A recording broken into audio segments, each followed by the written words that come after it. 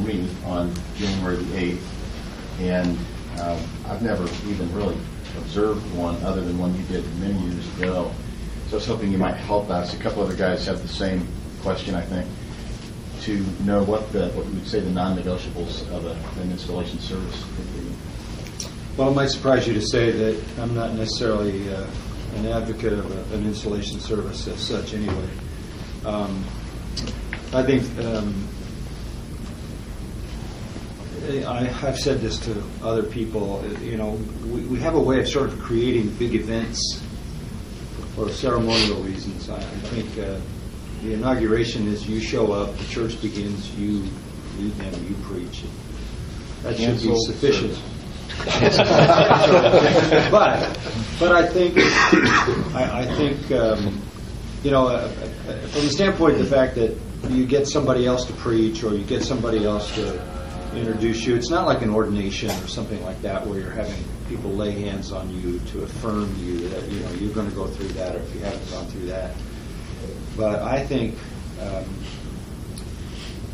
historically, I don't know that there is any precedent for having a special inauguration service as such.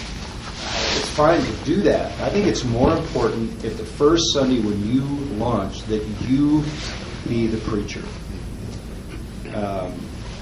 I've had this speech with people from our staff who said, well, what do I do in my first Sunday? Stand up and preach. They're coming to hear you. And if you're going to build a big event and you're going to bring lots of people from the community and you're going to get a big launch, they need to hear you, not some out-of-town guy.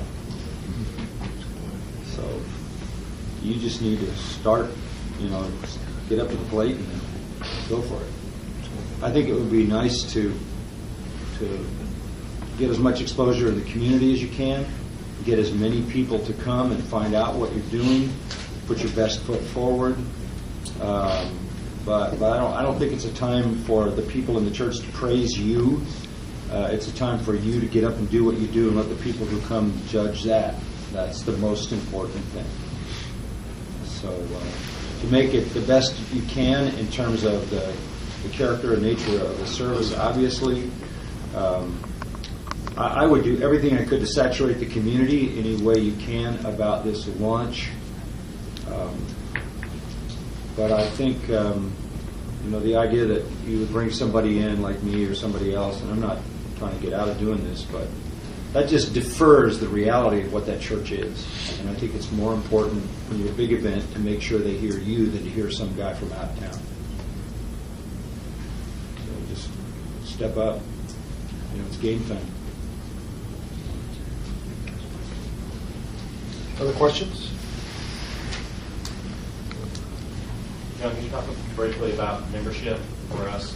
Starting these early churches, for us in Columbia especially, we are using a procedure to relaunch in the summer. We're hoping to gather in like-minded believers into our church. And one of the issues was, do we need to have some sort of membership in place early on just for these people that become part of a core group? Just for discipline issues, if something like that were to come into place. Could you just speak to that from just kind of your heart in regards to that? What you think might be? Well, the biblical, the New Testament pattern would indicate to us that the people knew they were accountable to the elders, and the elders knew who the people were, and that's why you have letters. That when you went from one town to the next, there was a letter, according to the Book of Acts, that was being carried so that you could identify yourself as somebody who was in good standing with the church. So, contrary to the Calvary Chapel approach, where you had no doctrinal statement, no elders, and no members in any of those situations. I think membership is a New Testament principle. You don't want to overstate it, the formality of it. It's just that the people have committed to submit to the leadership of the church, and the leaders have taken responsibility for the people. I don't think there ought to be extensive doctrinal demands on people who are members. If you can get in the kingdom, you can get in our church. That's the bottom line. If Jesus will take you, we'll take you. So the idea of creating some kind of doctrinal complexity is ridiculous. If these people know Christ, whatever their theological awarenesses. Your job is to move them from where they are to where they need to be. So I think the way you want to talk about membership is that you just keep records of the people who affirm that they want to be a part of your church, who profess Christ openly, have been baptized. If not, you need to have them be baptized and make that public confession, and then just keep a record of who they are, that they determined to identify with your church. And then I think you should have that at the beginning with the people who are there, and then others come along and join. You can, give them what we call it is what we teach, as you know, because it's not necessarily what we all believe, but it is what we teach. And it's more to protect our church from people teaching something else than it is to prevent people coming in from the outside. So this is what we teach. When you come here, you affirm that. So if you go off track at some point, then you understand that you put yourself in a position where you're not going to be able to teach. So yeah, I think it's a simple thing. It's just a record of who wants to come under your leadership and your oversight. And that's the way I would talk about it. We want to shepherd you. We want to be your shepherds. We want to, it's like Jesus said, my sheep know me, I know them. They hear my voice, they follow me. It's that same model. You're the shepherd, you're the under-shepherd of the flock. You know your flock, you know your sheep. They know you. I wouldn't be heavy-handed about that, but I would emphasize that we invite people to be a part of our church if they know and love Christ, and it doesn't need to be complicated or formal, but it needs to be a recognition on their part. We've done it pretty much the same way for all the years I've been at Grace Church.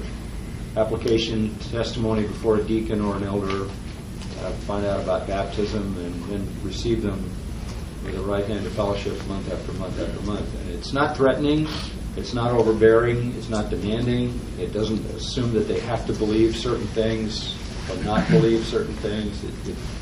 They know what we teach. But I think it is important. I think you need to know who belongs to your flock. Even at Grace Church, it's a challenge for us because we have this category called non-member attenders. And we push that. I remember one Sunday, I kind of got on those people, and we had 1,600 people become members in one Sunday. I said, you got to come down. I said, this is enough of non-member attenders. So we had to process those people through all kinds of things, that we were baptized in some years ago. You were probably still there when that was going on. That was the first time we ever made a push about membership. Periodically, I've done that since then, and I remember many Southern Baptists wanted that sermon. Many Southern Baptists wanted that sermon. But we were prepared. We geared up because we knew, our people are very responsive. It's dangerous to tell our people to do something at Grace Church because they will do it.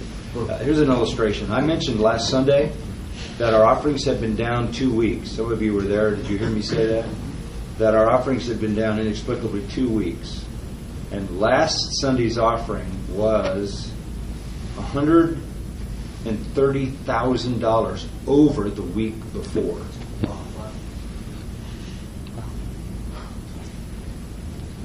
Now you copy of that.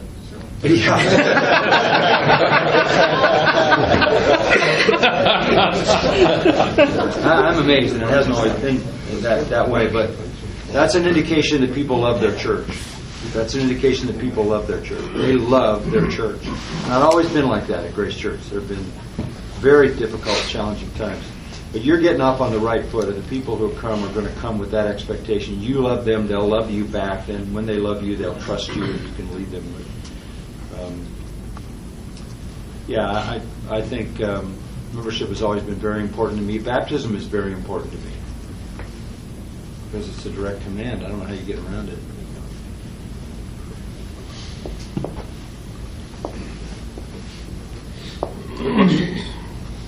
Yeah, when it comes to developing leaders, especially in our context, what are we looking for in potential leaders? And then once we're working with men, what are we trying to develop to grow up those godly leaders? Simple principle. You don't really raise up leaders. You don't develop leaders. You attract them. That's what it is. You just attract them. It's true in any field. It's true anywhere. Leadership is about attraction. You don't find people and make them into leaders. You set a standard that attracts leadership. It's sort of a magnet. I